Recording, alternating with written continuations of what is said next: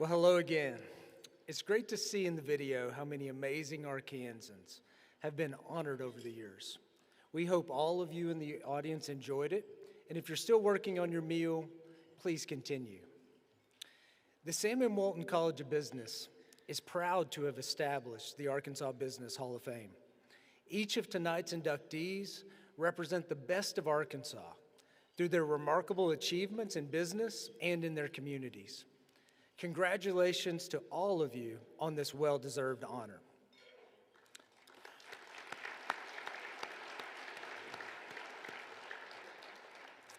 We've been overwhelmed by support from people throughout Arkansas for this event. Although we keep nominations for the Arkansas Business Hall of Fame on file for 5 years, I'm sure there are other worthy Arkansans that can be worthy for consideration and inclusion in the Hall of Fame. I encourage you to submit nominations. In fact, there's a QR code on your event program that will take you directly to the nomination form. We have an amazing crowd of people who have joined us for this special evening. Thank you so much for your support. Seated at many of the tables are representatives from our outstanding event sponsors. We received an incredible amount of sponsorship support for this year's event, and we appreciate your generosity. Our sponsors are listed in your program. Tonight's celebration is made possible by their support. Please join me in expressing our appreciation.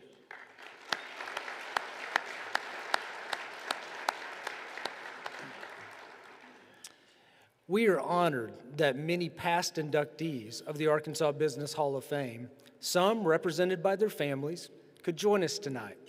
Will all prior inductees or their representatives please stand?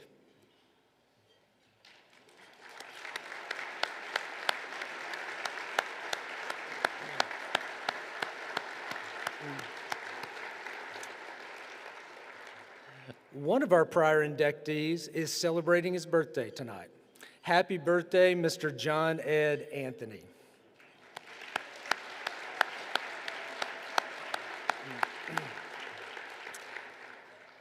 I would also like to thank University of Arkansas Chancellor Charles Robinson for being with us tonight. Chancellor, we appreciate you spending this evening with us, and thank you for your leadership.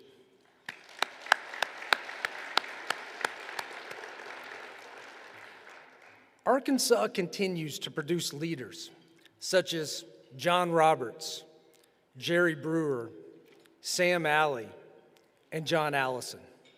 Because of their excellence, tonight, these four join the ranks of other distinguished leaders in the Arkansas Business Hall of Fame. Their place in the Hall of Fame forever celebrates their efforts to promote and help create more opportunities for Arkansans. Now, please turn your attention to the screens for a message from the Honorable Sarah Huckabee Sanders, Governor of the state of Arkansas. Hello, and welcome to the 2025 class of the Arkansas Business Hall of Fame. Congratulations to John Roberts, Sam Alley, and likely the most subtly dressed guy in the room, Johnny Allison. Congratulations as well to the family of Jerry Brewer. His legacy lives on throughout our state. The Sam Walton College of Business established the Arkansas Business Hall of Fame to recognize some of Arkansas's best. And I couldn't be more grateful to celebrate alongside you. Sam Walton showed us that in Arkansas, with enough hard work and business smarts, you can build the largest company on the face of the earth. This year's inductees have followed in Sam Walton's footsteps. You've each driven innovation in your business while remaining firmly rooted in Arkansas. I can't thank you enough for your contributions to our state. Congratulations again, and please enjoy tonight's event.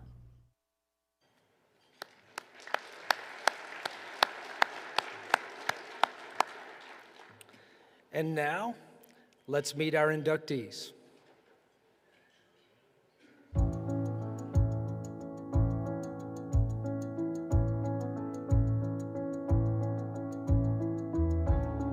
I never really thought about how much I learned during that time in my life until later. Here at JB Hunt, we were there to take care of our customers, and to do that well, we need to take care of each other. John Roberts was born in Dallas, Texas in 1964 and raised in Little Rock, Arkansas by his creative parents, his mother, a filmmaker, and his father, who owned an advertising firm. So much of my career has only been about doing things that make you think and cause you to depart from the norm. And a lot of that just came from growing up in an artistic, creative environment. My dad was in a band, Johnny Roberts and the Rebels. In fact, they practiced in our living room. I learned a lot about how to work with people from my mother. She's still giving me a lot of the same advice. What's done is done. Let's find the good here. Let's forgive. After graduating from Hall High School, John obtained a marketing degree from the University of Arkansas in 1988. It was like, hey, I like this. It's gonna be a good outlet, and we already have a family firm. This is gonna be easy, right? In college, I worked for McBride Distributing. J.B. Hunt was one of our carriers. I had come to J.B. Hunt as a warm-up interview. I'm interviewing with Steve Palmer, who at the time was the head of human resources. He opens up my transcript and he closes it and says, I'm so sorry, to get into our management training program, you have to have a certain grade point that you don't have. I said, how much time do you have planned for this meeting? And he said, 30 minutes. I said, you give me 10 minutes. If I can't convince you that I'm the right guy for the job, I'll leave gladly and peacefully. He said, okay. Those 10 minutes passed and he said, well, tell me a little bit more about yourself. In 1989, John Roberts was offered a manager trainee position at J.B. Hunt. Despite his GPA, he took the job, which would mark the beginning of his successful career. I still was thinking I'm just gonna get here and kind of get on my feet, pay off some student debt, and I'll find a job in advertising, surely. Within a week, I met John L. and J.B. Hunt in person, and Mrs. Hunt gave me a big hug. This guy named Jesse Hopkins picks me out of the crowd and pulls me out of the training program early and gives me a job as the coordinator of EDI services, electronic data interchange. What that opened the door to was all of our selling efforts. That was good for me. I liked that. When I got here, I was thinking I wouldn't stay because I can't use my creative muscles very well. That's the farthest thing from the truth. Customer need does not stay the same. We have to adapt. Never was that more pronounced than when I ended up running the Dedicated Contract Services Division. I was in Gulf Shores, Alabama with my family. I get a phone call from the chairman that says, we're coming to get you. You're taking over Dedicated Contract Services. I said, don't come get me yet. I gotta go talk to Tamara. We gotta make this decision together. John has always prioritized his family when making career decisions. He and his wife, Tamara, spent many weekends supporting their children, Blakely and Connor, at dance competitions and baseball games. In 1997, after careful deliberation, they decided he should take the position, and he was named president of J.B. Hunt's Dedicated Contract Services Division. All I had was shorts and t-shirts and flip-flops. So when we landed in Atlanta, we went to Target, and I bought 2 pairs of khakis. We start running this business. We're growing 20, 30, 40% a year off a small number, and we crashed. And I was in Las Vegas, and I had a really good conversation with God, and I said, I don't know what to do. And what I heard him say was, let's understand what success really is about. It's not you, but it's this team. I look at our success here to be a reflection of our partners, our suppliers, our railroads, our truck manufacturers. We were a great team. In 2009, John and his team, led by Brad Hicks, made a deal with Whirlpool to acquire nearly 100 facilities for appliance deliveries to homes and job sites. This launched J.B. Hunt's Final Mile Services, now a nearly $1 billion division, paving the way for John Roberts to be named CEO in 2011. While at the helm of J.B. Hunt, John earned the company a record $14 billion in annual revenue, increasing its operating income by an astounding 185%, quadrupling its stock value and doubling its workforce. John transitioned to executive chairman in 2024, the same year that he celebrated his 35th anniversary with the company.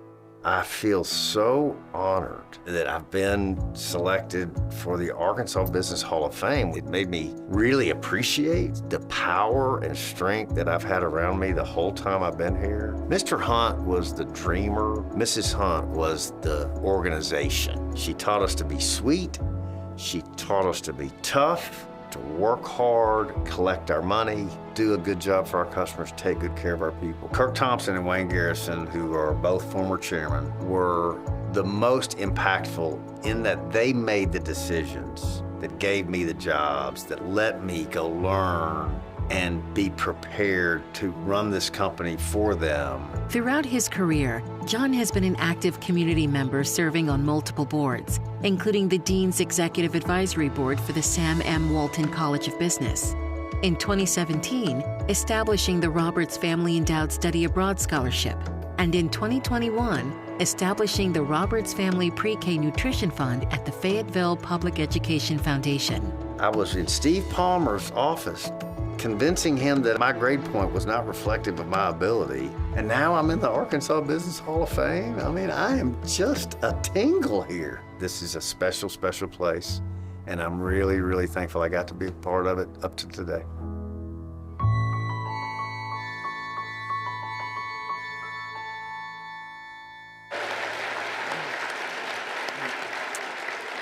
Escorted to the stage by former Arkansas Business Hall of Fame Selection Committee member Shelley Simpson, please welcome Arkansas Business Hall of Fame honoree John Roberts.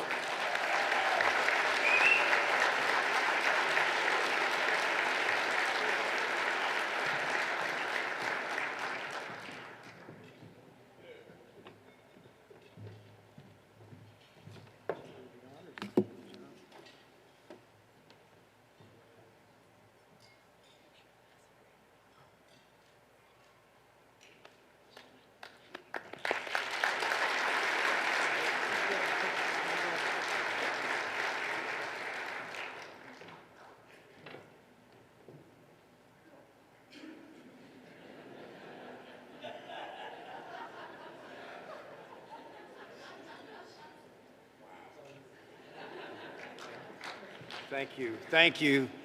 I really appreciate the reference to the GPA. Just want to, Chancellor, don't go look. You're not going to like it, man. I'm telling you, just trust me when I tell you that it was great preparation for the future. I want to first say happy Valentine's Day to everybody. And thank you for spending this evening here with us. I am moved, really, been very emotional, and when that film ran with the people that I now am a part of, it really hits a lot harder. I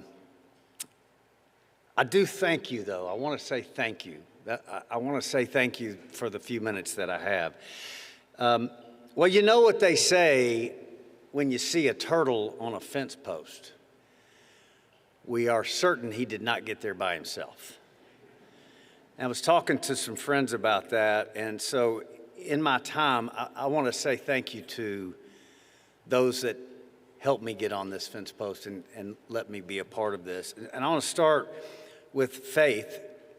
I found a verse that I had not ever connected with. Jeremiah, Old Testament, 10:23. Lord, I know people's lives are not their own. It is not for them to direct their steps. Over my career, I've been surrounded by believers and people that were honest and transparent. And that is a system that works. This idea when we say John did this and John did that's just not an accurate reflection. I get the point, and I'm very, very honored. But these blessings are coming from this place. This faith that I had gave me peace. It gave me courage, gave me wisdom. And I think most importantly, it gave me people. God put people around me that were super qualified, super committed, honest, hardworking. This table over here, my team, you can't imagine some of the things that we've been through, and even some recently, but we just stick together because that's how God put this whole thing together for me. I've been blessed with founders that started a company with principles that we could live on forever, that were the right thing, hard work, the stuff we talked about in the video, mentors, coaches, and people that brought me along, that knocked me down and picked me back up, that were there to ensure that the training that was needed to get me ready was going to happen. Why they took interest. Why would they be curious about me? And I believe that's a blessing, truly. Shelley and I were talking a minute ago. I really want to make sure the people of J.B. Hunt appreciate that this honor, which is based substantially on the work we've all done together, is for all of us. None of this happens without you. It's an extension, right? That's the idea that we have, that we're a team, and I'm here, but I can't be here without you. So share it with me. We were blessed with success, and next thing you know, we're frustrated with our success. Why would we be frustrated with our success? What taught us to not be satisfied? What taught us to think that's a good enough? Excellence is a word we use a lot at J.B. Hunt, and I think that it is center to why we're here tonight. I am blessed with some of the most wonderful people I call friends that any man could ever hope for, and many are here tonight. I can't see you, I'm sorry, but I love you all, and I thank you for sharing your Valentine's Day with me, and there's not enough time. But you people are center to me. I have a men's group, Bible study that I've been in for about 15 years, essential to the work that I've been able to participate in doing. And I look up when I come up the escalator, and they're all here. I won't name their names, but they're dear and special, and that place, that safe place where I could go and talk, made all the difference in the world. Mrs. Hunt could not be with us tonight, but she is here.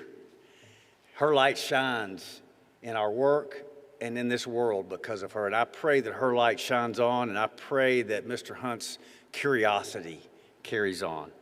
Last but not least, I have an amazing family. They have been there through it all. We didn't start here. We worked our way here. That point of, I need to go talk to my wife before I take a job like this, was one of the best decisions that I ever made. Grandparents, my father, my stepmom is here. We talked this morning about, Dad, I'm hoping you're having a Bombay up there with a nice big onion in it. And Lester, my granddad, I think he'd like bourbon, but anyway, they're up there together. My mom's here. I mentioned you, Mom, but you taught me to keep an open mind, to forgive, to love, to think, and many, many other things, and I'm so grateful. My brothers are here. By the way, quick announcement, and don't turn me off yet. We got band practice in the morning, and the khaki onion will be coming back in 2025. So I do caution that when you see the tickets, you might want to go get them because, well, we do have a tendency to sell out. I have family members that don't have my last name. Bob and Judy Wood and Todd Wood, my brother-in-law, Jane Ellen, they were not able to be here tonight, but they have been instrumental, and I would be wrong to not thank them. Kids, grandkids, my daughter's here. My daughter, Blakely, my calming force, came in and calmed me down. She's quite pregnant. She's going to bring me my third. I'll say this. My secret sauce, aside from my Lord and Savior, is my partner, Tamara Roberts. Every step of the way, without hesitation, not to say it's been pretty every time, but we get through it together, and there's no chance I'm here without you, babe. Happy Valentine's Day. I'm sorry I brought you to a convention center. I'd like to accept this on our behalf, me and you. Thank you. Amen.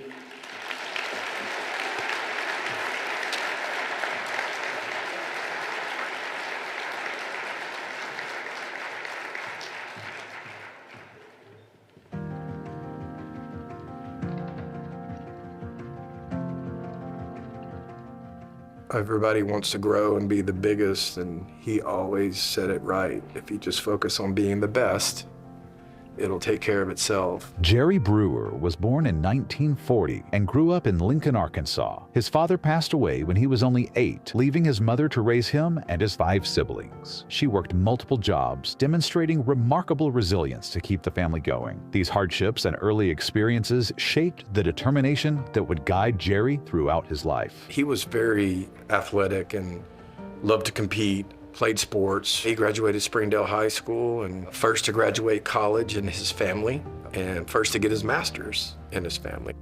All the sacrifices that his mom made, I think he wanted to see those pay off. After earning his master's degree in education, Jerry started his career as a PE teacher and coach at Woodland Junior High School in Fayetteville. It was here that he began honing the leadership and teamwork skills that would later contribute to his success as a CEO. I think coaching is about being a leader of young men, young women, and I think you learn about leadership. I think you learn about integrity, doing what's right, how to motivate people, how to discipline. After eventually landing at Lee High School in Baytown, Texas, Jerry realized coaching took too much time away from his family. He transitioned to retail banking at Harris County Federal Savings Bank, where he became a senior vice president and head of lending, specializing in home mortgages. There's only a few states you could do that. Texas is one where a high school football coach could get into banking and make home loans to people because everybody wanted to talk about the high school football team. However, Jerry's growing desire for greater independence in his career ultimately led him to leave the corporate world and pursue entrepreneurship. His father was an entrepreneur selling chickens in Dallas, St. Louis, Fort Worth. His oldest brother was an entrepreneur who had started in the mobile home industry. So I think he saw that, and he was surrounded by people who had some success going into business for themselves. And so I think that helped give him confidence. He started buying HUD foreclosed loans on houses and taking over and rebuilding them and flipping them. And I remember he was one of the early ones to do it. And then he actually showed a couple of other people how to do it and helped them and literally started competing with them on some of those homes down the road. But I think he loved that more than anything, helping people like a coach. He just called me one day and said, I found this little business for sale here in Fayetteville, Arkansas. I think you need to come fly up here and look at it with me. Jerry persuaded his wife Kay and sons Cleet and Chad to join him in purchasing the business that would soon become Brewer Personnel Services, a staffing and recruitment company. With the family's collective effort and vision, they embarked on the journey that would shape their future. He got involved in that business to help me and my brother have the opportunity to be an entrepreneur, in my opinion. He just wanted to work with his 2 sons in business, and that's eventually what he got to do. He was kind of a servant leader before I knew what a servant leader was. Whatever needed to be done, he was just going to do. It didn't matter if he owned it or what his title was. And I think that really is how we were able to attract some amazing talent to the company. They saw that and respected that and wanted to be a part of the culture he was creating there for us. Everybody wanted to see him. If he came to their office, it brightened their day.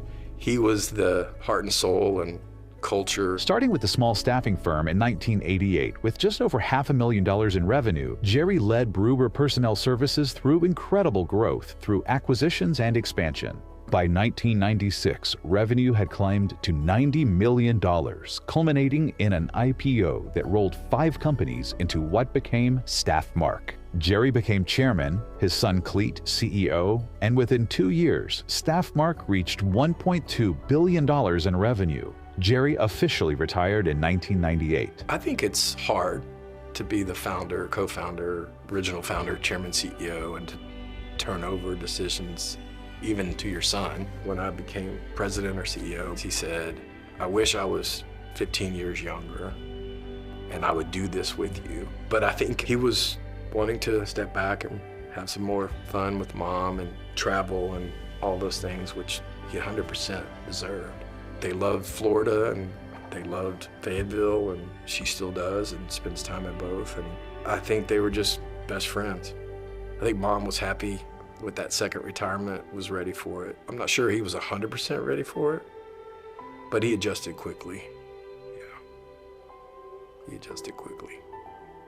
A lifelong coach and mentor, Jerry Brewer supported entrepreneurs throughout his career and beyond. Jerry and Kay Brewer were active in their community, supporting local athletics. In 2017, the Brewer family established the Brewer Family Entrepreneurship Hub at the University of Arkansas, providing students across all disciplines with the resources and mentorship necessary to launch their own businesses and explore entrepreneurial opportunities. It didn't matter if you were a business student, you could be a phys ed major and participate in it. Even people outside of the campus could come and access that hub for mentoring and connectivity and learning about a business they may be starting if they're just in the community there. You learn from any leader, and I think a lot of people learned a lot from him about being a giver and being humble and being a team. Sam Walton used to say, do what you're big enough to do, and that's kind of what Dad adopted. There's no, limit because of a title. He would be shocked and humbled and so appreciative of being in the Arkansas Business Hall of Fame. He would think his mother first and foremost, my mother second. It would mean a lot to him being included in such an amazing group of entrepreneurs and business leaders.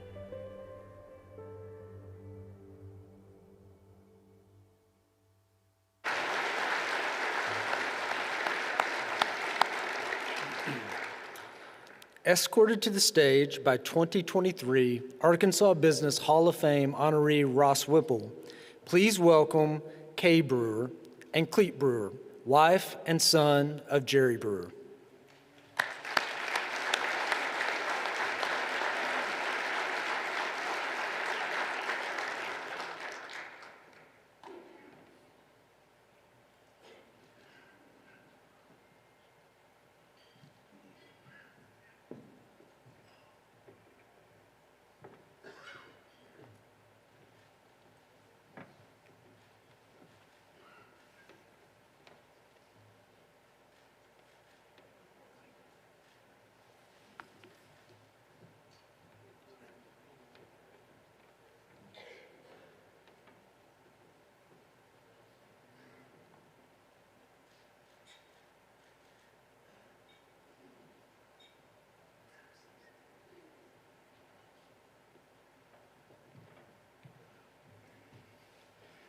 I don't think anybody wants to follow Johnny Roberts.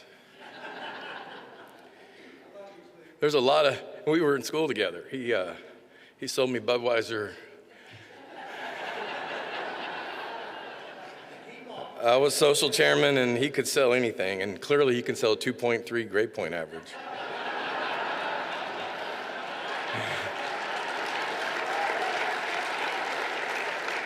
There's a lot of, we started the Brewer Hub for the people that had the 2-point-something grade point averages so they could create a job for themselves because they couldn't get it. So everybody that doesn't have his skills, the Brewer Entrepreneur Hub is for you. Listen, it's really hard to speak for your dad. It'll be 3 years this year since his passing, and he was best man in my wedding. My wife is here. My mom is so happy to be here, and left Naples, Florida to be here at a convention center. I love that, by the way. I told her it was going to be 7 degrees here next week in Northwest Arkansas, so she's on a plane back to Naples tomorrow. Listen, there's a lot of people here that worked for Brewer personnel and staff mark and was a part of my dad's journey, which was really teaching me and my brother, Chad, who's here, and a lot of people in that organization who've gone on to bigger and even greater things. I'll tell you, he always wanted to get the best from his team and people, and he was all about teamwork. And we learned a lot from him in that. He was very competitive. I'm gonna stay on this track because if I start going down a memory, I'll end up crying like he would up here. But he was the kind of competitive where he really took, as competitive as he was, he loved when people on his team succeeded and that he could teach others to be successful, even more successful than him. That was the coach in him, and he really enjoyed that probably more than anything. He was always faith and family first. We always said that. You had to be, staff mark had to be, or Brewer had to be above the Razorbacks or above your hunting or fishing, but as long as faith and family was first, you could be centered.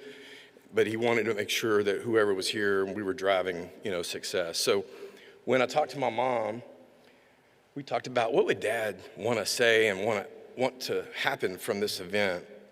And honestly, I think he would want to see the Brewer Entrepreneur Hub and the Office of Entrepreneurship and the McMillan Center, which Doug McMillan and Shelley, I think they're here, have put money behind.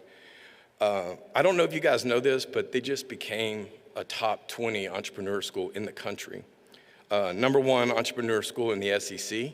We can't say that a lot unless we're talking about track and field, so that's really good.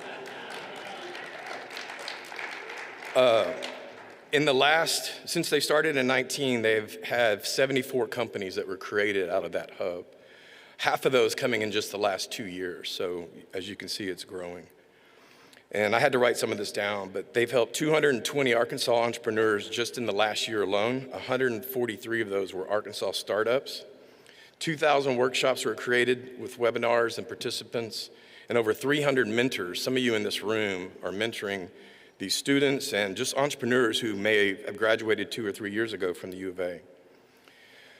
Again, it's #1 in the SEC, top 20 nationally, and I think if you were ever going to do something at the University of Arkansas, Chancellor, you can thank me for this later, so can you, Mr. Verity, but I think you should do something for the Office of Entrepreneurship, the OEI Center. I think there's a lot of good coming out of that, and knowing my dad, I think he would see that if that continues to grow and his coaching and his skills in coaching, if that can translate to what the team at the OEI does, that eventually a couple of students, maybe more, that are a part of that at the University of Arkansas one day could be up on this stage, being inducted into the Hall of Fame, but knowing that they got started at the Brewer Entrepreneurship Hub, I think would mean a ton to my dad. So I wanted to end it there to give more time to these amazing entrepreneurs that are going to speak tonight. But on behalf of my mom, my brother, my wife, Tammy, we thank you guys for honoring my dad, the selection committee, the Walton College. Thank you very much.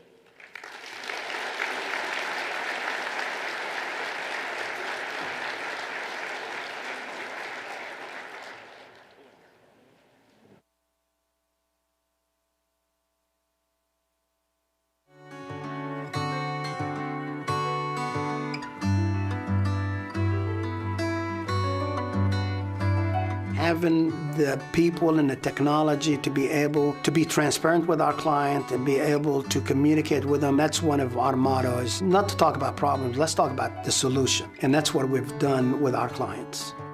As a child, I was born in Ramallah, which is 12 miles north of Jerusalem. I'm the eldest of 5 boys. So my parents wanted to give 5 boys an opportunity to chase the American dream and brought us here. Sam's entrepreneurial spirit stemmed from working at his father's grocery store in Jerusalem as a youth, an experience that proved invaluable when he later worked at his father's grocery store at Protho Junction. After a year, my dad came and scoped and made sure he got a location. So he bought a grocery store at Protho Junction in North Little Rock, and we lived on top of the store, 5 boys in 1 room and my parents in another, because he wanted to raise us in Arkansas, in a small town. So when I left Ramallah, I was 14 years of age.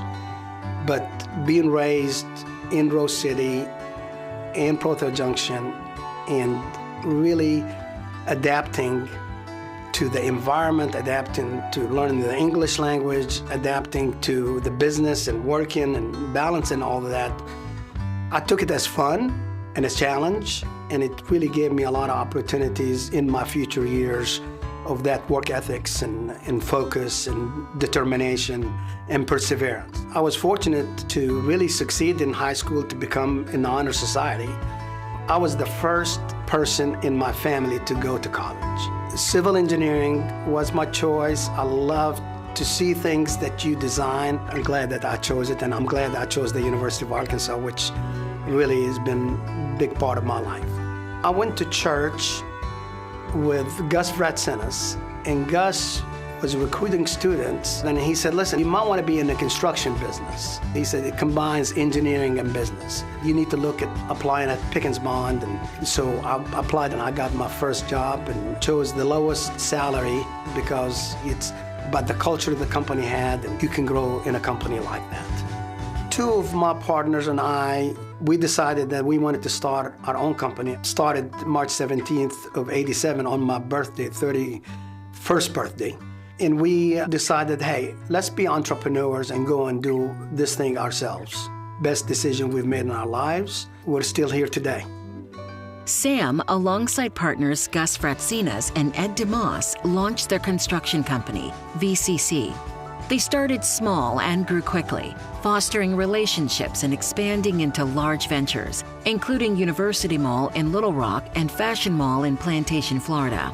We moved into 260 Louisiana Street. We started having more people come with us. It really felt great to have people that have worked with us before come and join our company as well. We started the first job as a construction manager and started building buildings just a month after that. People do business with people. They knew that even though we were a new startup, that the people can make things happen. And we did make it happen. And we serviced our clients. We had the same philosophy and the same culture of do what we say we're gonna do, practice what we preach, and give them the projects that they're looking for timely, with care, and not take them for granted. We've never taken our clients for granted, and that's the reason we continue to work for them over and over again. When you're in a construction business, you're in a risk management business. Every day is a different day. It's fun, it's a challenge, and if you have the work ethics and you have the desire to be in a challenging industry, I would suggest to many entrepreneurs and people out there to really look into it. VCC is a family affair. In 2021, Sam passed the role of CEO to his son, Derek. Sam's daughters, Jessica and Adriana, also worked at the firm. Throughout the journey, his wife Janet has been a constant source of support, enabling him to balance the demands of a growing business with a fulfilling family life. My wife has been the biggest supporter of the family and me. I wouldn't be here today if it wasn't for my wife of almost 45 years. Balancing the family and the work is really a challenge, but when I spend time with the family, it was a quality time. It's not the quantity of time. But it was a very supportive approach from her that made me comfortable to be able to do my job. Back then, there was no verbiage as work-life balance. To build a company took a lot of work, and really and truly, you have to be able to spend time with family and be able to spend time with clients and make sure you service them. So that took a lot of effort. I was fortunate with my family to have the support from my wife to my kids to my brothers. Alongside family, Sam also values education. He and his wife established the Sam and Janet Alley Family Foundation Civil Engineering Access Arkansas Scholarship and the Sam and Janet Alley Master of Science in Construction Management Program endowment at the university. Giving back to the community is a core value for Sam and his family. What made this company really strong is the people of our company that made us who we are today. The communities that we live in and the communities that we have offices in have been an important part of VCC. It's been so important that we want to always give back. And we've created this VCC Cares Foundation and helping many, many charities. We really always been focused to give back to the community that's given us so much. We never can give enough to the communities that have helped us become who we are as a company.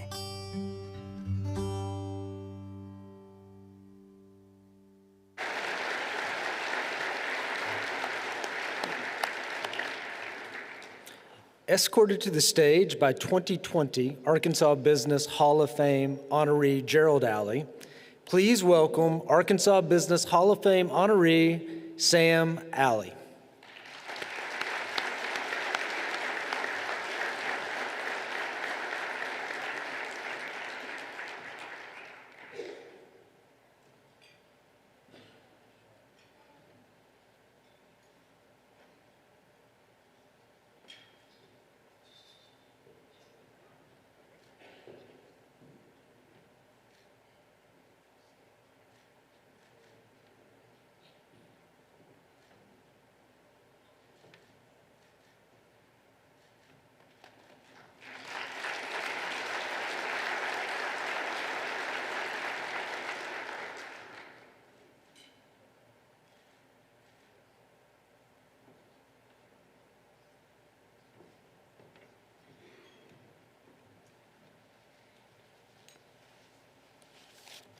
Wow. I hope I don't get emotional tonight.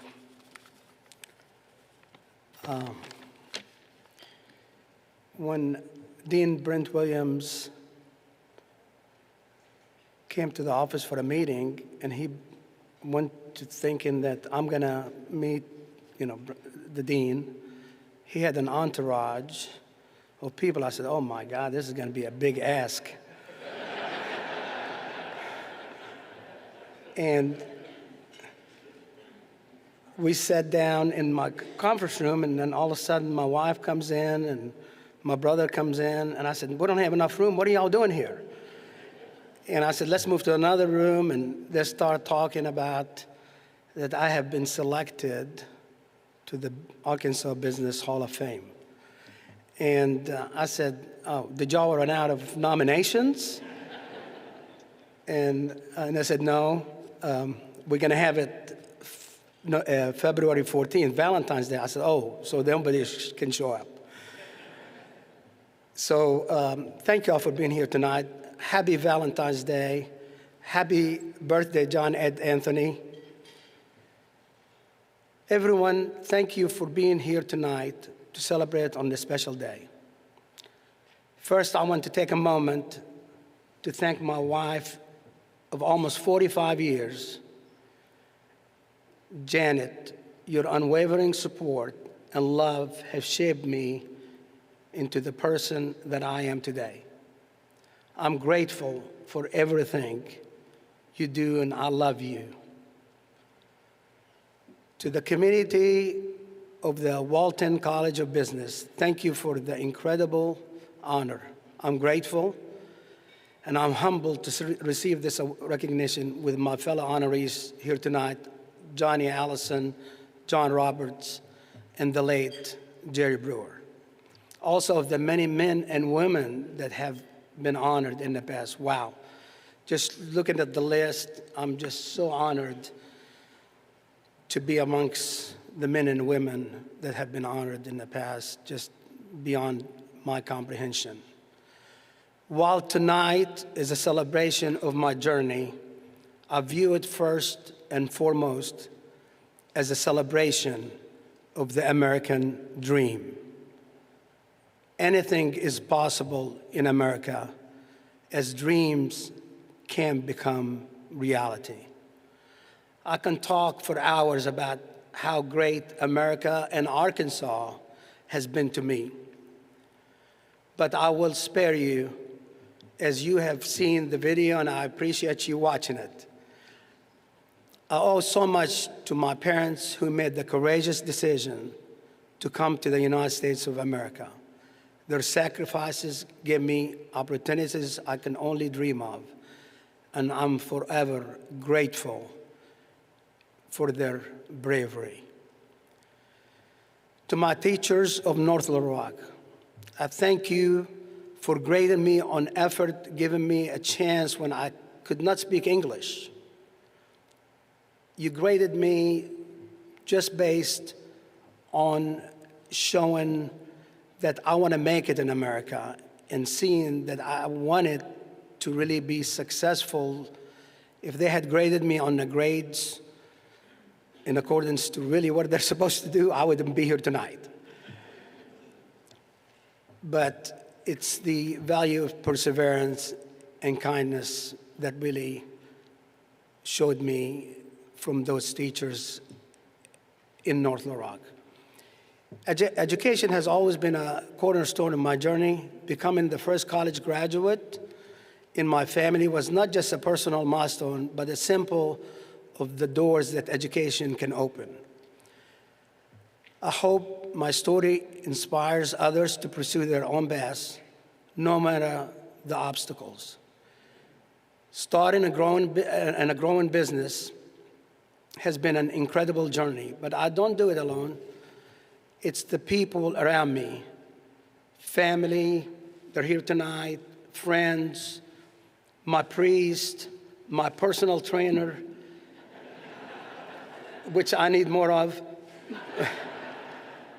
and Joe Edwards, who used to take me in 1979 to work where I couldn't afford gas at the time, and he would take me to work and bring me back home. So I can't, and there are so many people here tonight that have been part of my journey that I cannot thank enough. And to everyone in this room, thank you for being part of this celebration tonight. This award is not just for me, it's for all those who believe in the power of dreams and the importance of community. Thank you and have a wonderful evening. Appreciate it very much.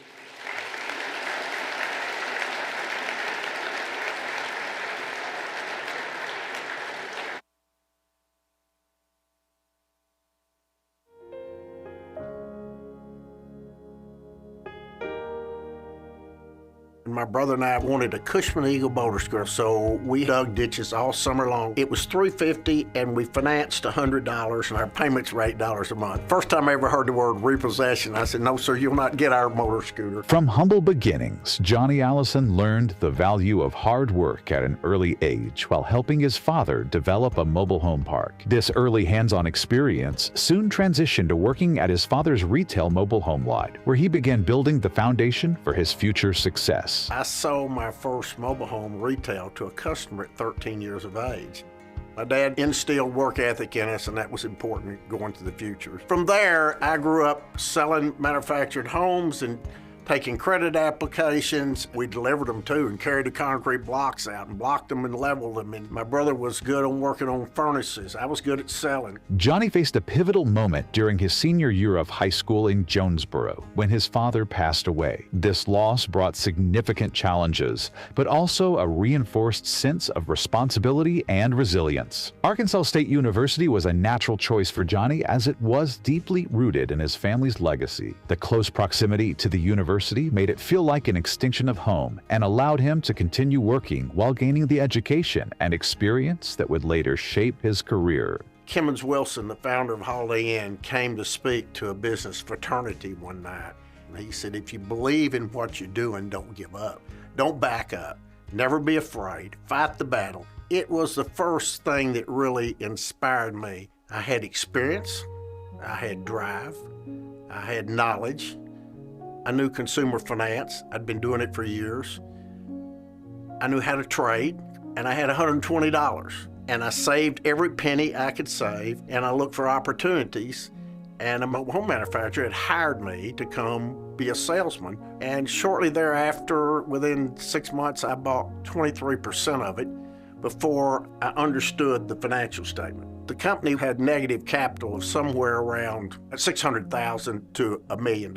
Learning how to float that company and operate it was an amazing experience for me. After managing a company where he designed and produced manufactured homes, he eventually took sole control of the operations. When the parent company went bankrupt, Johnny seized the opportunity to purchase the shell, becoming the chairman of a NASDAQ public company at just 26. He eventually sold the company for cash, starting his own mobile home manufacturing company in Conway, quickly transforming it into a highly profitable venture. I had 3 plants in Conway, about 1,000 employees. We were running 15 to 20 mobile homes a day, and ultimately sold the company for cash years later. And I finally get invited on the bank board, and it's First National Bank of Conway, Arkansas, and this is in the 80s. Johnny led a group of board members and outside shareholders to buy First National Bank of Conway. As a result, he became the largest individual shareholder in the bank. We cleaned it up over the next period of time. So I had every nickel that I could beg, borrow, steal in the bank, so we had to fix it. I merged it into First Commercial Corporation out of Little Rock, Arkansas, which was just great people, and that's where I learned banking. When Chairman Charles Murphy stepped down from the executive committee, he chose Johnny Allison to fill his position. Unbeknownst to me, that was going to happen that day. I became chairman of the executive committee of a $4.5, $5 billion bank, and we grew it to about $7 billion and sold it to Regions out of Birmingham, Alabama. In the mid-1980s, a sharp drop in oil prices from $50 to $10 a barrel caused a financial collapse in Texas, leading to widespread bank failures and massive job losses. Oil workers were left struggling with depreciating assets like mobile homes. There were 8,000 repossessed mobile homes in Texas. I bought all 8,000 of them. It took me about 4 years and I sold all 8,000 of them, but I made a lot of money in that trade and put it in the banks. We paid $3 million for the 4 or 5 banks we bought in Texas, and we turned it into $600 million worth of shareholder value. Put it this way, I rode a bicycle to Texas and flew home to Learjet. Home Bank Shares was formed in 1998 when Johnny Allison and a group of investors sought to create a community bank that could provide personalized service and capitalize on the growing demand for banking in Central Arkansas. Under Johnny's leadership, Home Bank Shares became known for its aggressive growth strategy, expanding both its footprint and assets, ultimately becoming a holding company of over 200 banks. So when Florida blew up, I said, let's go. We went through just buying failed bank after failed bank after failed bank, and we become the biggest buyer of failed banks in the nation. So we took those broke banks in Florida and turned them into high-performing banks over the years. From an Arkansas boy, I'm pretty proud of the fact that Home Bank Shares can pay out all uninsured depositors. Even my accountant said, we're going to write you up for having too much reserve. I said, light it up, put it on the billboard. Home is one of the strongest banks in the country and carries the largest amount of reserves, not because of bad asset quality, just for protection. As my wife says, protect the chuck wagon. His dedication extends beyond the boardroom to his family, with his wife Jennifer and his children Gigi, Kristen, Whitney, and John too, serving as his pillars of support. Johnny's commitment to his community is as strong as his dedication to his family. He is the longest-serving Arkansas State Police Commissioner, a testament to his commitment to public service. He also served on the Arkansas State University Board of Trustees, and in recognition of his generous donations, the football field was named Allison Field. Additionally, he helped establish an entrepreneurial speaker series at the University of Central Arkansas, inspiring future generations of business leaders. It means a lot to me to be named to the Arkansas Business Hall of Fame, but to be nominated by Mrs. Hunt is a special touch.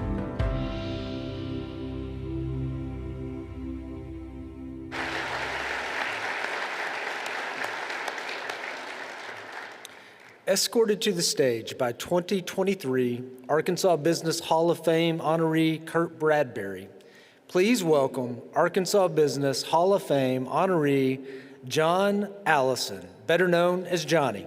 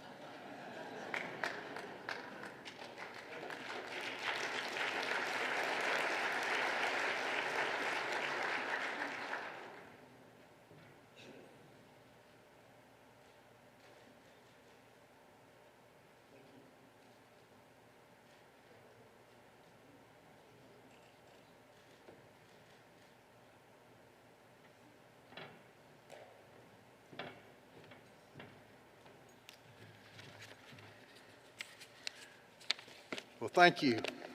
It's a pleasure. It's a pleasure to be here.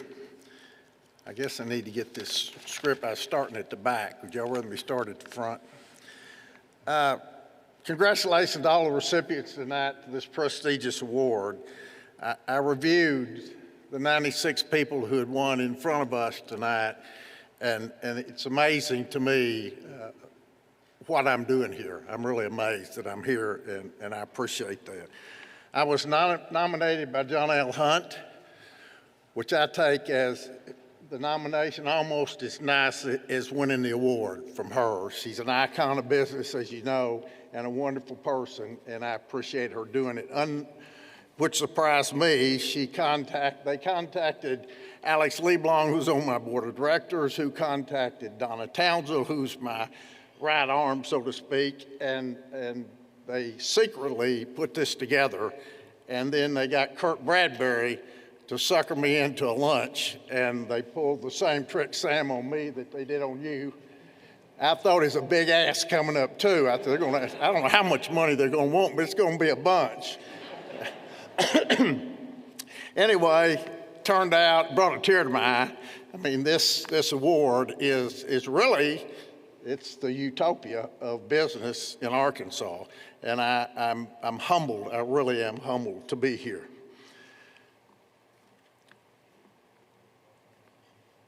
I want to thank some people.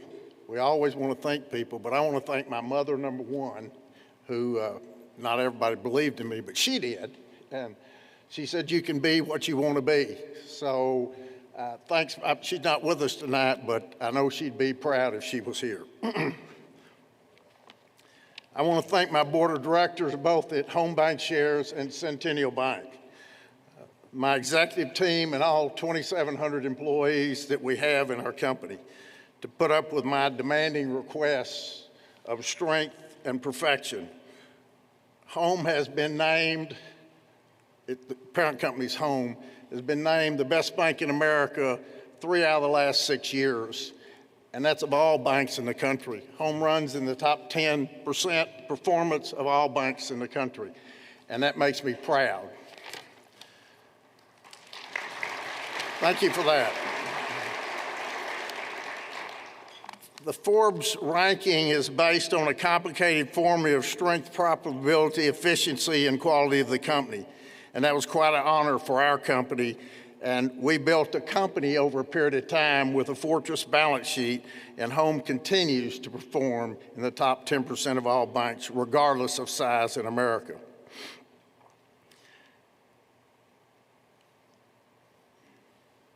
It's kind of frightening what happened last year. We saw a lot of bankers were taking their money and putting them in long-term securities. We saw what SVB and Signature, we saw what happened with those banks. We're a preferred buyer because we're one of the biggest buyers in the country of failed banks. So we were on all of those deals, and they were too big for us. So we bid on pieces of them. We bid on Silicon Valley. Someone said, what are you going to bid on? I said, well, let's just bid on all the wineries. And I said, hell, if we don't, if we don't make any money out of the deal, we'll just go out there and drink wine. So we were too small at that point to play at that level, but it was a good run. We also bid on pieces of Signature Bank out of New York. But those bankers were taking their cash, all the money that was coming in, and putting it in long-term securities. And as interest rates went up, the bad news is that I'm old enough to have been around when Volcker was chairman of the Fed. The good news is that I was old enough to be around when Volcker was chairman of the Fed. Because what we saw happen in the 70s was he took rates up to 12 or 14%, and then he pivoted like they're trying to get done today. They're trying to pivot today and bring it down. And what happened, we had to come back in the 80s and take rates to 21% to kill a snake. Because we didn't kill the snake at 14, but we killed the snake at 21. So history kind of repeats itself. Home Bank Shares didn't make that move. We didn't invest in those calls. That's experience, right? I was raised in Jonesboro in a middle-class, hard-working family. Our property joined Arkansas State University. Actually, I went to kindergarten, the first and the second grade at Arkansas State University under a program by Dr. Mildred Vance, kind of an experimental program. Met lots of people. Many of those people went on to be extremely successful. And with us tonight is the lady that runs the early childhood education for Arkansas State University and has for many years and was a follower under Dr. Vance, and that's my sister, Joanne Nally.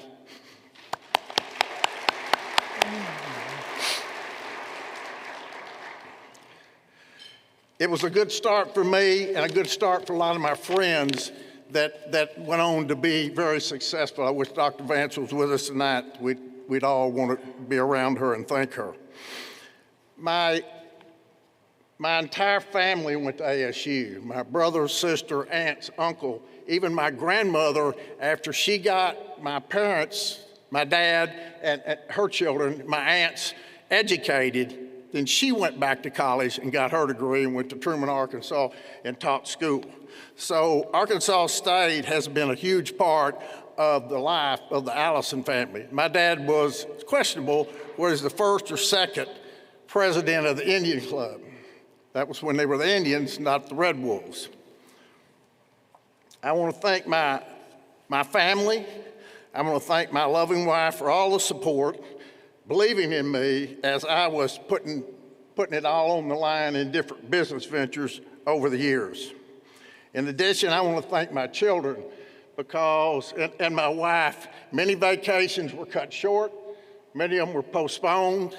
Many of them were canceled. I made it back up to my family at some point in time, but we were building a company, and whatever it took to build a company is what you had to do to make the company go. In 2004, oh, by the way, let me back up just a little bit. Happy Valentine's to my wife over there. Wave your hands, thank you. Happy Valentine's. I just wanted to say I splurged a little bit for her for Valentine's. I looked up some roses, they were $100. I wanted to do a little more than that, so I bought her 2 dozen eggs. And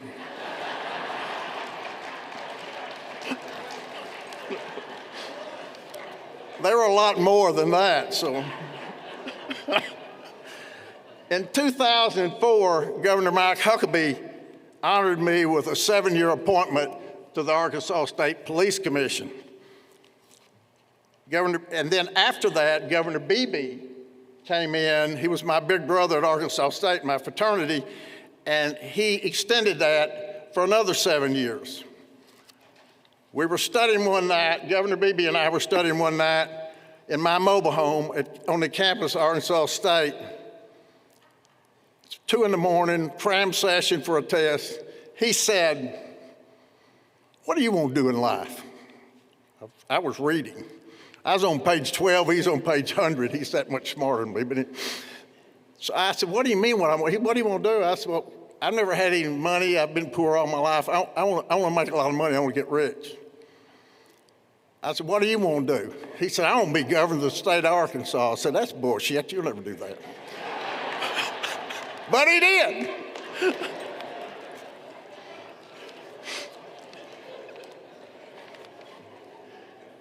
He's on my board of directors. He runs the compensation committee for home bank shares and has been a great asset to our company. We've taught a Democrat how Republicans make money. It wasn't easy. It wasn't easy.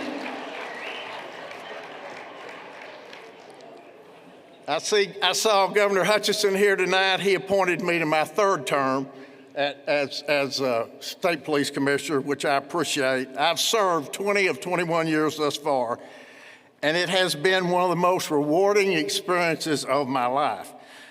I've served with several colonels, as you can imagine, over the years, many command staffs, but tonight, I want to tell you that this group here is absolutely the best I've dealt with in my 20 years.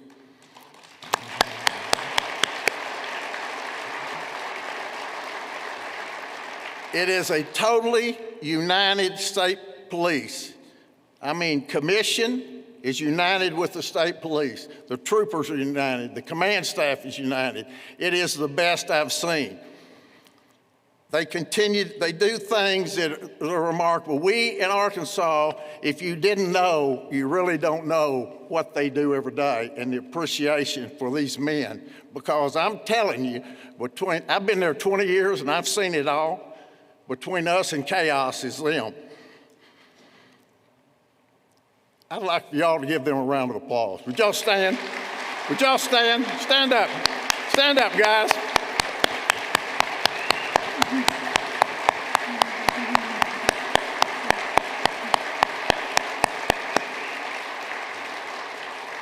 Y'all may remember I was kidnapped and held for ransom back 20 years or so ago. Someone said, "Why do you like the state police?" I said, "Well, nobody was looking for that guy back then, but there'll be 500 of the toughest son of bitches in the country looking for this next guy that kidnapped me." Apologize for the language.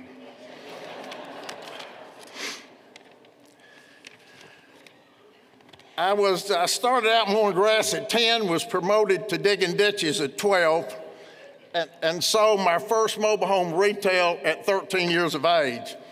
And my brother and I dug ditches all summer long the summer before. Sharpshooter shovel, y'all know what I'm talking about, 8-inch shovel for water line, so you had to dig 16 inches deep so the water line wouldn't freeze. And at the end of the summer, we had $250. And you saw the story about the motor scooter, and we had $250. Well, the next summer, my dad had 3 mobile homes out there, and I sold one of them in 30 minutes to a young couple going to Arkansas State at $1,000 over invoice. Well, I didn't know that that was all profit. I had floor plan interest, delivery expense, insurance, it hit me that that was $1,000 over invoice, and I did it in 30 minutes. So I told my brother, I said, I don't know what the hell you're gonna do, but I'm getting into the trailer business, so I'm gonna start selling them.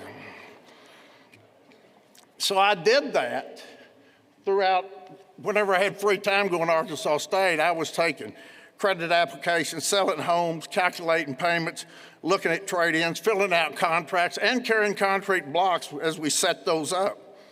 What I didn't know is I was getting a PhD in consumer finance. So I took a sale, this is again, Arkansas State ought to appreciate this a little bit.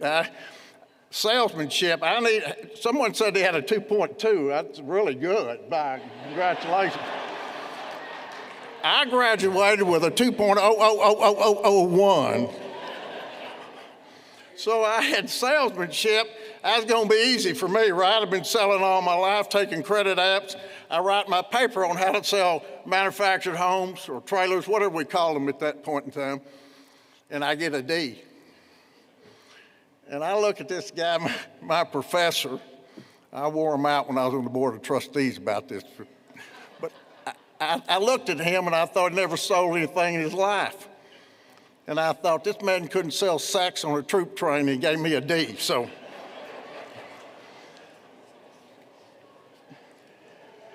I was in a business fraternity. I heard somebody talking about entrepreneurship a while ago. I was in a business fraternity in college when Kimmons Wilson came to speak. He'd just taken Holiday Inn public, drove up in a limo.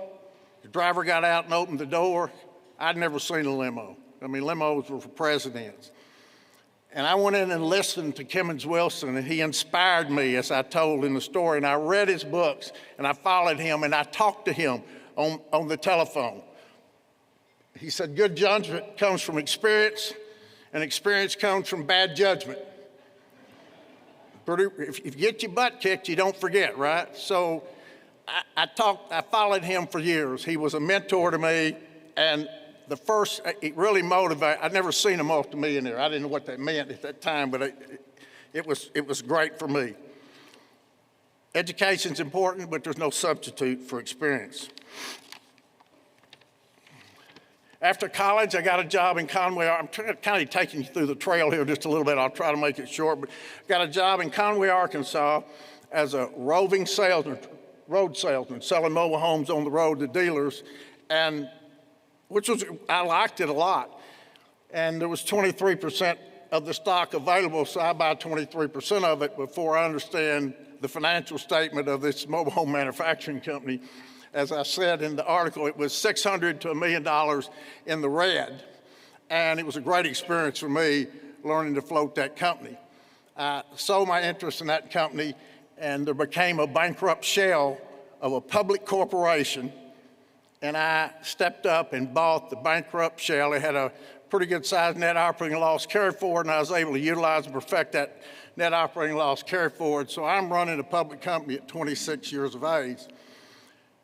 I do a secondary stock offering, and I raise $10 million for the company, and I sell some of my stock, and I get $1.4 million. I never had any money. I'd saved my money. And that ultimately became my seed money to get into the banking space. So I was invited on First National Bank's board of directors in Conway, Arkansas. And I saw my second meeting, somebody came in and made a bid for the bank, and I said, why aren't we selling it? Why don't we buy it? And they said, we can't buy it. And I said, well, why can't we? Well, we did. We ended up making a tender offer and buying the bank. I didn't know what I was doing. I became the largest shareholder and the chairman of the board. I didn't even know who the FDIC was. But I thought, well, money in banking, I'll learn. I'll figure it out somehow. 2.5 years later, I merged it into First Commercial Corporation in Little Rock, where there were really, really good bankers that knew what they were doing, understood what they were doing, and they're the ones that Bill Bowen, Ed Henry, French Hill, who's here tonight, they're the guys that taught me banking. They ran an excellent bank. I became chairman of the executive committee as a result of Charles Murphy. After 15 years, Charles Murphy said, I'm the chairman of the executive committee, and I'm going to go become chairman emeritus, and I think we need to name a new chairman of the executive committee, and we're going to do it in a democratic fashion, and it's Johnny Allison. So somebody seconded that motion, and I became chairman of the executive committee. So we ran the company, grew it to about 7.5, and sold it to Regions in '98. From there, I was out. I was through. I was done. And they kept coming to me wanting me to do a bank in Conway, so we agreed to do, Bunny Adcock, my co-founder's here tonight, we agreed to do a local bank, take care of friends and family. We're going to grow it to $300 or $400 million. And then at that point, we were done. Well, being a businessman, that's tough for me to do, right? To grow it, to stop. That was many years ago. So we bought the Bank of Holly Grove. It was $23 million in total footings. Bunny and I paid $4.5 million for it, and that was the start of Home Bank Shares. That $4.5 million and that $23 million in assets has turned into $23 billion in assets and a market value of over $6 billion. So it's been an explosive ride for us in the business. Been a great ride. And what the good bankers taught me at First Commercial carried forward with me. But for all of you business people, being a businessman first and morphing into a banker is really a plus. It's a big plus because you have that business experience, because no disrespect to bankers, but most of them get a job when they come out of school and they're a junior loan officer, and then they're a loan officer, and then they move up through the ranks. But they've never been in that foxhole that you guys have all been in, where you have that Friday payroll. You all know what I'm talking about when I say, is that check gonna come in where we can make payroll Friday? So early on in everybody's business career are those great stories. I think I'm about done, but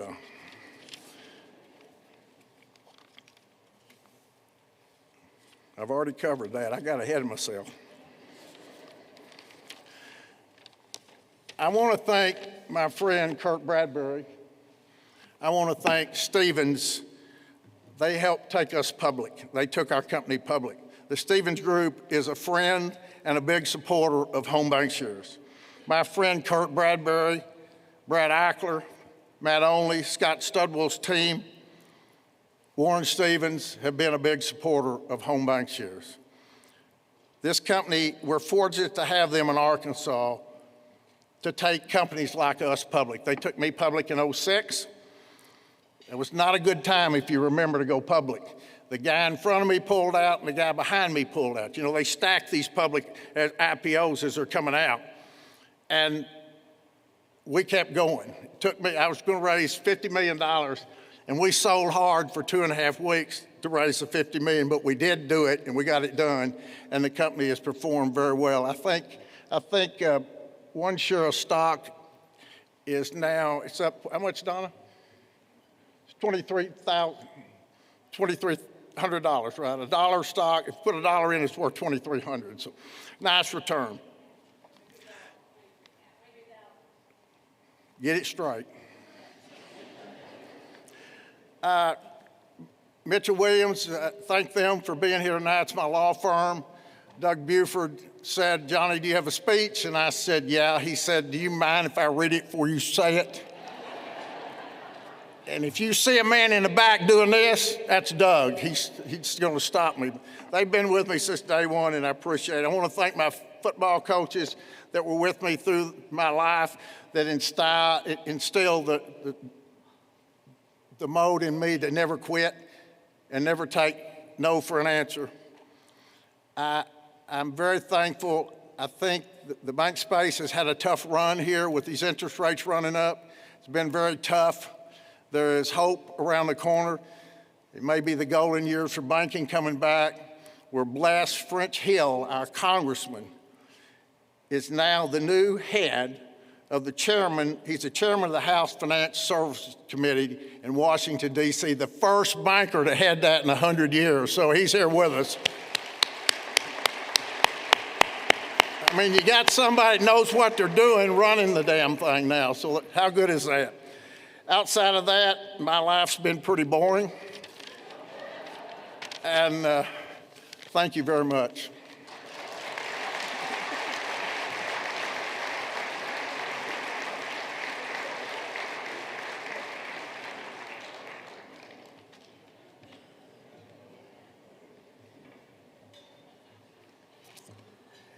The Arkansas Business Hall of Fame display is housed in the atrium of the Reynolds Center at the Walton College as a reminder for our students that they should emulate these business leaders who have created opportunities in our state and made it what it is today.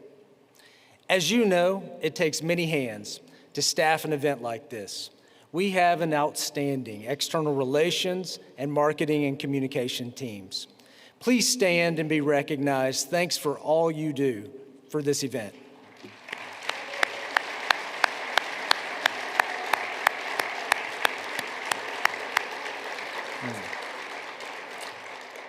Again, congratulations to our honorees who have truly made an impact in their careers and lives. And a special thank you to all of our sponsors. We hope you enjoyed this extraordinary evening. Please drive home safely and good night.